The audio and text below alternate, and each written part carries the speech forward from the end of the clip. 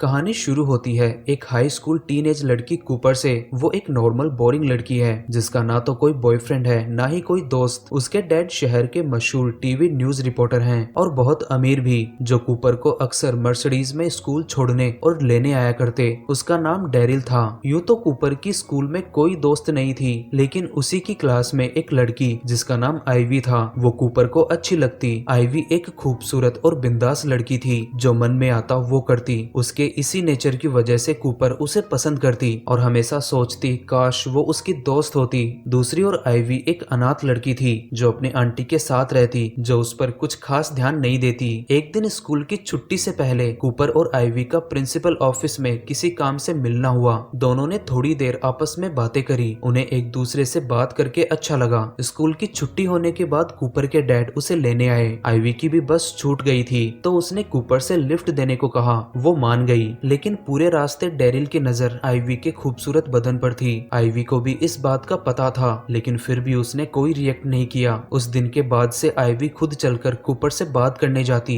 धीरे धीरे दोनों की अच्छी दोस्ती हो गई। एक दिन कूपर आईवी को अपने घर ले गई जो बहुत बड़ा था। कूपर की मॉम जॉर्जी ने जब आईवी को पहली बार देखा तो वो उसे बिल्कुल भी पसंद नहीं आई, क्योंकि आईवी का जरूरत से ज्यादा बिंदास लुक उसे आवारा दिखा रहा था। और जॉर्जी बिल्कुल भी नहीं चाहती कि उसकी बेटी किसी आवारा लड़की से दोस्ती करे, इसीलिए उसने उसे आईवी से दूर रहने को कहा। लेकिन जॉर्जी की सोच उस वक्त बदल गई जब उसने खुद आईवी से बात की। आईवी की बातों से जॉर्जी को उसकी जिंदगी जीने की सोच पता चली। आईवी मरने से पहले एक खुशहाल जिंदगी जीना चाहती थी जिसमें परिवार, करियर सब कुछ हो। अपनी जवानी में जॉर्जी भी यही सोच रखती थी, तभी उसके पास आज सब कुछ है। लेकिन अफसोस ये ज्यादा वक्त तक नहीं रहेगा, क्योंकि जॉर्जी एक गंभीर बीमारी से जूझ रही है। इस वजह से वो कहीं आ जा नहीं सकती, इसीलिए डिप्रेशन उसे धीरे धीरे खाए जा रहा है। जॉर्जी को जब आईवी में अपनी परछाई दिखी तो वो उसे पसंद करने लगी और उसके कूपर के साथ होने से भी कोई प्रॉब्लम नहीं थी। आईवी के शॉपिंग के खर्चे भी अब कूपर ही उठाने लगी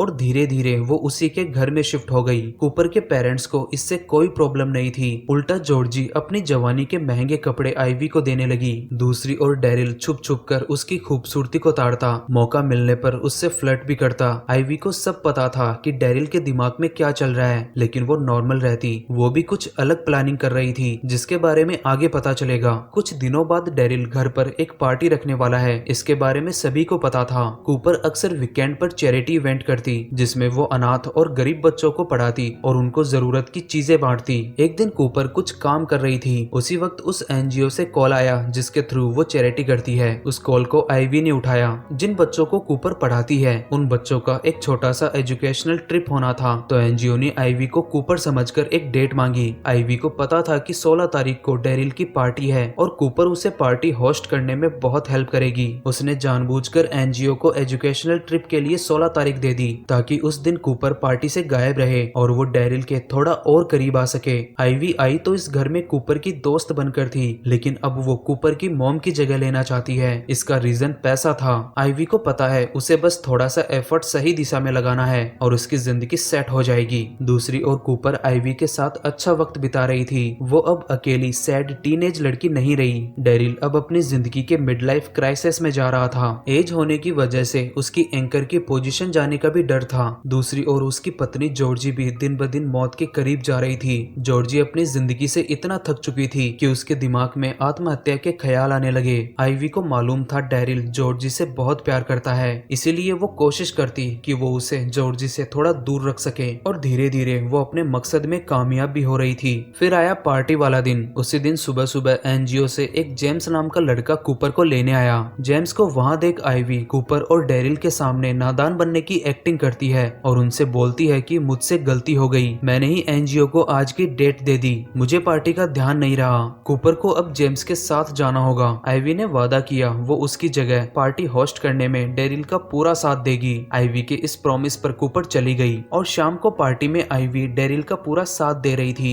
आईवी उस वक्त इतनी खूबसूरत लग रही थी कि डेरिल बड़ी मुश्किल से उसके करीब जाने को काबू रख पा रहा था। लेकिन आखिरकार पार्टी के बाद उसे मौका मिल ही गया। जब आईवी किचन में अकेली थी, शराब के हल्के नशे और आईवी की खूबसूरती ने डेरिल को मदहोश कर दिया। उसने उसे अपनी बाहों में जकड़ लिया। आईवी भी उस मोमेंट को पूरा एंजॉय कर रही थी, लेकिन दोनों का एंजॉय ज्यादा देर तक नहीं चला। जॉर्जी ने दोनों को साथ में उस तरह देख लिया। जॉर्जी को लगा लगा डेरिल उसे धोखा दे रहा है, लेकिन आइवी ने बात को यह कहते हुए संभाला कि ये पूरी गलती मेरी है। आपके पार्टी में ना आने से डेरिल थोड़ा इमोशनल हो रहा था, तो इसे इमोशनली सपोर्ट करने के लिए मैंने इसे गले लगा लिया। आइवी की बातों पर जॉर्जी ने यकीन कर लिया और डेरिल को माफ कर दिया। दूसरी ओर उसके मुंह से ये झूठ सुनकर डेरिल ने भी इसे आइवी की तरफ से अपने लिए उसके करीब जाने का ऑफर माना। आइवी ने जॉर्जी को ड्रिंक दी जिसमें नींद की दवाई थी। ड्रिंक लेते ही वो तुरंत सो गई। आइवी ने उसी वक्त इशारों में डेरिल को खुद को छूने की परमिशन दे दी। परमिशन मिलते ही डेरिल ने जॉर्जी के बेड के पास में ही उसे सेक्सुअली तरीके से छूना शुरू कर दिया, लेकिन अभी भी उसके मन में अपनी पत्नी के लिए थोड़ी वफादारी बची थी, इसीलिए वो सिर्फ आइवी को छूकर ही रुक गया, उसके साथ फिजिकल नहीं हुआ।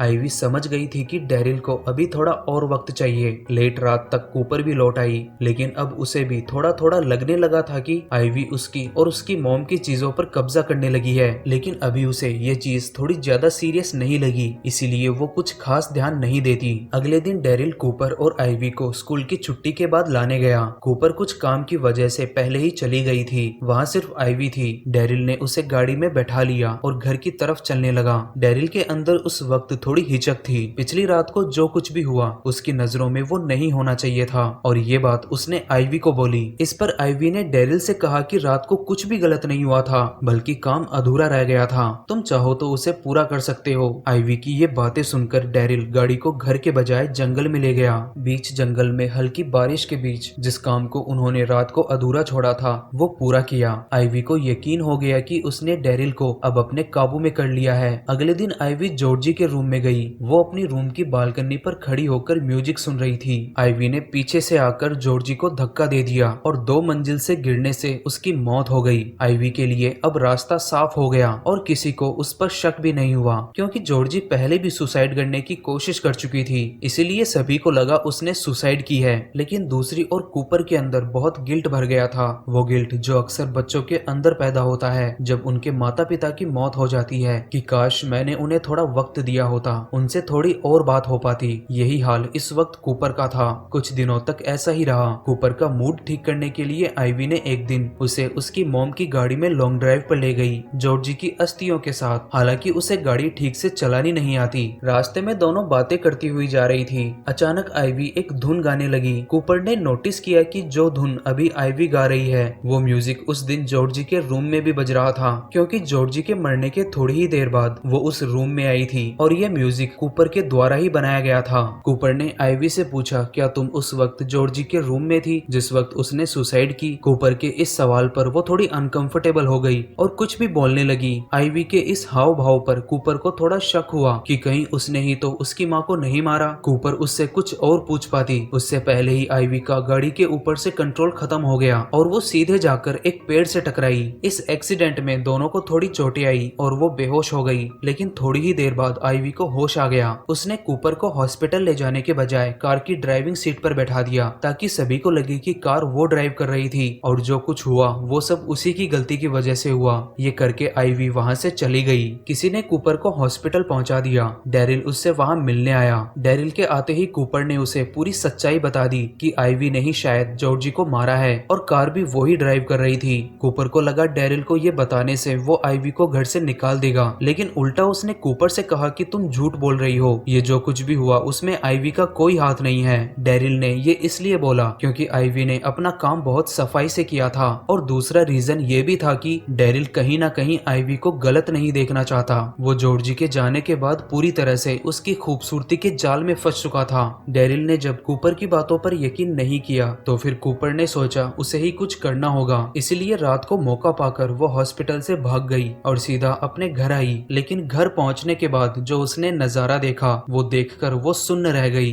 उसके पापा और आइवी लिविंग एरिया में सेक्स कर रहे थे। तब उसे आइवी की असलियत समझ आई, लेकिन उसे अपने पापा से इस चीज की उम्मीद नहीं थी। दोनों को इस हालत में देखकर कूपर घर से भाग गई। डेरिल को भी पता चल गया कि कूपर ने उन्हें देख लिया। वो उसे रोकने उसके पीछे गया। डेरिल जब कूपर को रोकने उसके पीछे गया तब आइवी घर में अकेली थी। वो जॉर्जी को तो पहले ही रास्ते से हटा चुकी थी और अब उसे यकीन हो गया था कि कूपर भी लौटकर नहीं आएगी। उसे अब इस घर की मालकिन बनने से कोई नहीं रोक सकता। आइवी इसी फीलिंग को जॉर्जी के रूम की बालकनी में खड़ी होकर एंजॉय कर रही थी। तभी वहाँ कूपर आ गई। कूपर घर से भागी नहीं बल्कि किसी कोने में छिपी हुई थी। उसने आइवी से पूछा, तुमने मॉम को क्यों मारा? इस पर आइवी ने जवाब दिया, वो मरना ही चाहती थी, मैंने तो बस उसकी हेल्प करी थी। आइवी का ये जवाब सुनकर कूपर को गुस्सा आ गया और उसने उसे उसी बालकनी से धक्का दे दिया जहाँ से आइवी ने जॉर्जी को दिया था। नीचे गिरते ही आइवी की मौत हो गई। आइवी को भी वैसे ही मौत मिली जैसी उसने जॉर्जी को दी थी और ये घटना पूरी डेरिल के सामने हुई, लेकिन वो अब कुछ कर भी नहीं सकता।